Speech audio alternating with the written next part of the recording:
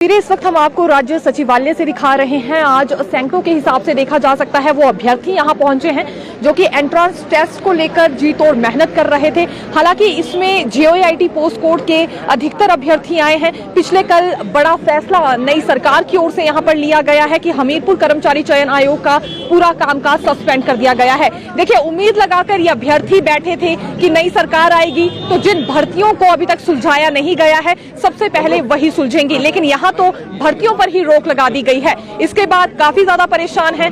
नए मुख्यमंत्री सुखविंदर सिंह सुक्खू से मिलने के लिए आए हैं। फिलहाल किस तरह की उम्मीदें रख रहे हैं, आइए इनसे बात करना चाहेंगे। आइए सबसे पहले इन युवाओं से यहाँ बात करेंगे।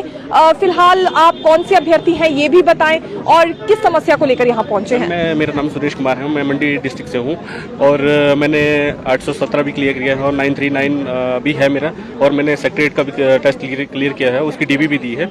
बट उसका रिजल्ट आने वाला था, उसमें पता लगता है कि उसमें जो है काफ़ी उसमें धांधलियाँ हुई है।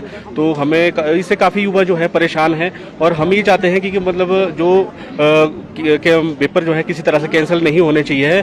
जो दोषी इसमें पाए जाते हैं सिर्फ उनके खिलाफ सख्त से सख्त सजा दी जानी चाहिए, और जो अधिकारी भी इसमें दोषी पाए जाते हैं उनके खिलाफ भी कड़ी कार्रवाई होनी चाहिए। और दूसरी बात सुनने को मिल रही है कि जैसे अभी जो है कमीशन को भी सस्पेंड किया गया है कुछ टाइम के लिए, और हम ये चाहते हैं कि जो जांच है जल्द से जल्द हो, क्योंकि सारा प्रोसेस जो है भर्तियों का रुका हुआ है और इससे जो है काफ़ी युवाओं की मोरल डाउन हो रहा है। अब जैसे कुछ बच्चे अपनी तैयारी कर रहे थे, उन्होंने भी पढ़ना छोड़ दिया है, क्योंकि इस वजह से काफ़ी लोग हताश है, काफ़ी युवा परेशान है जितनी भी तैयारी करते थे। हिमाचल में मैक्सिमम युवा जो है हमीरपुर चयन आयोग के माध्यम से जितनी भर्तियाँ होती है उसमें युवा जो है सबसे ज़्यादा उसमें पार्टिसिपेट करते हैं। और तो आयोग को जल्द से जल्द बहाल किया जाना चाहिए और जो जाँच है वो जल्द से जल्द पूरी हो और युवाओं को न्याय मिले। जो बाकी जो दोषी है उनके खिलाफ सख्त से सख्त कार्रवाई होनी चाहिए। अच्छा, अभी देखिए पोस्ट कोड 817 है, 939 है, ये काफी समय से भर्तियां यहाँ लटकी हुई हैं। उम्मीद लगाकर आप बैठे थे नई सरकार आएगी तो शायद इनको सुलझाया जाएगा, लेकिन यहाँ तो भर्तियों पर रोक लग गई है। तो कैसा लग रहा है और क्या अभी कहना चाहेंगे? मैम, हम ये कहना चाहते हैं कि इसमें जो अभी 817 की बात है उसमें जो मामला न्यायालय में है, विचाराधीन है, तो हम सरकार से ये मांग करने आए हैं कि जल्द से जल्द सरकार न्यायालय में अपना पक्ष रखे और जो है हमें राहत प्रदान की जाए उसके बारे में। अच्छा, हवाला ये दिया जा रहा है विजिलेंस की ओर से भी और सरकार की ओर से भी कि ये जो पिछली परीक्षाएं हैं इनकी जांच होना काफी ज्यादा जरूरी है। ये इसलिए क्योंकि बाकी अभ्यर्थियों के साथ भी अन्याय होगा अगर वो परीक्षार्थी इसमें शामिल हुए होंगे और मेरिट में भी आए होंगे जिनके पास क्वेश्चन पेपर पहले ही लीक हो गया होगा। तो जैसे आपने कहा कि जैसे जो हमने भी देखा कि पिछले टाइम से जो मेरिट है काफ़ी हाई जा रही है, तो उसका कारण जैसे अभी पता चल रहा है कि मतलब जैसे परीक्षाओं में जैसे अभी सीनियर सुपरिटेंडेंट जो उसमें गिरफ्तार हुए हैं, तो जो है इसमें जो है काफ़ी लोग जो है काफ़ी टाइम से ये धांधलियाँ हो रही थी। तो सरकार इसमें सख्त से सख्त कार्रवाई करे और जो जितनी पीछे पूर्व में भर्तियां हुई हैं उनमें जितने भी जो गलत तरीके से जो लोग लगे हैं उनको नौकरी से निकाला जाना चाहिए, उनके खिलाफ कड़ी से कड़ी कार्रवाई की जानी चाहिए और भविष्य में इस प्रकार का कृत्य ना हो, इसके लिए भी सरकार को कड़े से कड़े कानून बनाने चाहिए ताकि जो युवाओं के साथ इस प्रकार का खिलवाड़ ना हो दोबारा। ठीक है, बिल्कुल। और सिक्योरिटी पर्पज से अभी फिलहाल आप क्या सुझाव देना चाहेंगे सरकार को भी, क्योंकि पिछले काफी समय से क्वेश्चन पेपर के लीक होने का मामला सामने आ रहा है, एक बार फिर आया है और यहाँ बहुत से ऐसे भी युवा हैं जिन्होंने टेस्ट भी क्लियर कर लिया था। अब उसके बाद यहाँ भर्तियां रोक दी गई हैं, कुछ परीक्षाओं को रद्द यहाँ कर दिया जाएगा ये भी माना जा रहा है। तो क्या सुझाव अपनी ओर से आप देना चाहेंगे? मैम, मैं सबसे पहला सुझाव तो ये देना चाहूंगा कि हिमाचल में जो है नकल के लिए जो है परीक्षाओं के लिए कोई कानून नहीं है। जैसे जो कॉम्पिटिटिव एग्जाम होते हैं सबसे पहले सरकार को उसके लिए कानून बनाना चाहिए और उसमें कड़ी से कड़ी सजा दी जानी चाहिए और जो अधिकारी भी उसमें लिप्त पाए जाते हैं जो भी जिस भी प्रकार का हो।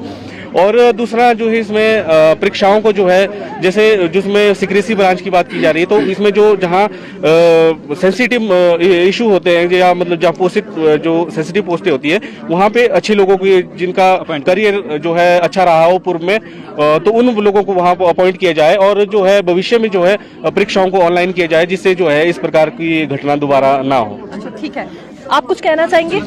जी, मैं जिला सिरमौर से आया हूँ। सर्वप्रथम मैं जो हिमाचल में भी नई सरकार बनी है उनको शुभकामनाएं देते हैं और एक नई उम्मीद लेके जितने भी यहाँ एस्पिरेंट आज पहुंचे हैं ये सिर्फ एक रिक्वेस्ट करने आए हुए हैं। हमारा किसी तरह का कोई आंदोलन नहीं है, सिर्फ सरकार से ये कहना चाहते हैं जो पिछली सरकार की जो लंबित भर्तियां हैं 817 का मैटर है, तो 2021 में इसका मार्च में रिटर्न हुआ था आफ्टर दैट ये बड़े मुश्किल से कहीं इसका फिर टाइपिंग टेस्ट हुआ, डीबी भी हो गई है, फिर उसके बाद सुप्रीम कोर्ट में मैटर भी चला हुआ है।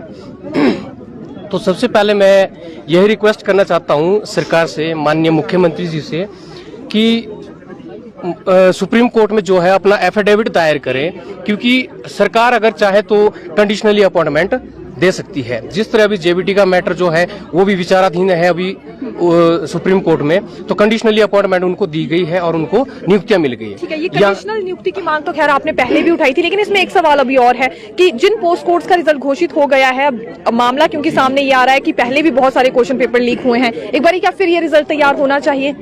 क्या ये डिमांड आपकी ओर से उठाई जाएगी? हमारा बिल्कुल रिजल्ट तैयार हो जाए, और वो अभी प्रूव नहीं हुआ है कि ये पेपर लीक हुआ है कि नहीं हुआ है। अगर पेपर लीक हुआ है और जिन अभ्यर्थियों के पास ये पेपर पहुंचा था, सिर्फ उनको ही दोषी ठहराया जाए और उनको ही सजा दी जाए, उनको बाहर निकाल दिया जाए। क्योंकि ऐसा है, हो सकता है जेबीटी का भी लीक हुआ हो, उनकी तो नियुक्तियां भी हो गई है, तो सारी भर्तियां थोड़ी कैंसिल कर सकते हैं। सिर्फ उनको जो अभ्यर्थी जो उसमें सेलेक्ट पाए जाते हैं उनको बाहर किया जाना चाहिए, क्योंकि बाकी निर्दोषों का बाकी का तो कोई दोष नहीं है। सबने बेचारे ने पढ़ाई की हुई, इतनी मेहनत से काफी खर्च करके जो है, तो हम तो सिर्फ सरकार से ये रिक्वेस्ट करते हैं कि जल्द से जल्द इस मैटर को सॉल्व किया जाए, क्योंकि जो यूथ है काफी हराश, इस समय काफी निराश है।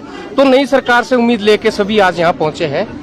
तो कितनी उम्मीदें हैं नई सरकार से? मैम उम्मीदें तो है मैम, तभी तो सरकार बनवाई है हमने, वोट दिया है मैम सरकार के लिए कि हमारी भर्तियाँ फिर से बहाल हो, और हमें कंडीशनल अपॉइंटमेंट के लिए आए मैम अभी, और कंडीशनल अपॉइंटमेंट हमें मिल जाए। देखिए, बिल्कुल ये परीक्षाएं क्लियर करने के लिए जी तोड़ मेहनत युवाओं को करनी पड़ती है, और उसके बाद फिर इस तरह के स्कैम सामने आते हैं।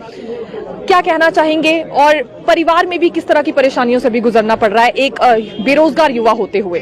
जी मैम, बेरोजगारी के लिए मैम घर से जब भी हम कुछ एग्जाम की तैयारी कर रहे हैं तो घर से यही देखने को मिलता है कि आप कब लग रहे हैं, वो लग गया है, आप कब लग रहे हैं। मैम हम पढ़ लिख के बढ़िया एकदम एग्जाम की तैयारी करते हैं, और जब देखा जाता है तो कभी पेपर लीक, कभी लिटिगेशन में कहीं फंसा हुआ है। तो मैम हम यही चाहते हैं कि हमारी जो भर्तियां हैं ये फिर से बहाल हो। ठीक है, बहुत बहुत शुक्रिया हमसे बात करने के लिए। देखिए, ये अधिकतर यहाँ पर JOAIT पोस्ट कोड 817 और 939 के अभ्यर्थी पहुंचे हुए हैं। रोक एक तरह से यहाँ पर भर्तियों पर लगा दी गई है, नई रिक्विजिशंस को भी होल्ड पर रखा जाएगा, ये बड़ी बात कही जा रही है। कुछ और यहाँ पर युवा लड़कियां भी हमारे साथ हैं, इनके साथ भी बात करना चाहेंगे। आपका नाम?